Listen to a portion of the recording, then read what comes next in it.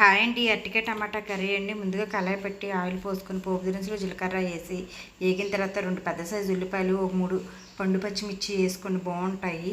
Cut చేసుకొని వేసుకొని కొద్దిగా ఆగనివ్వాలండి.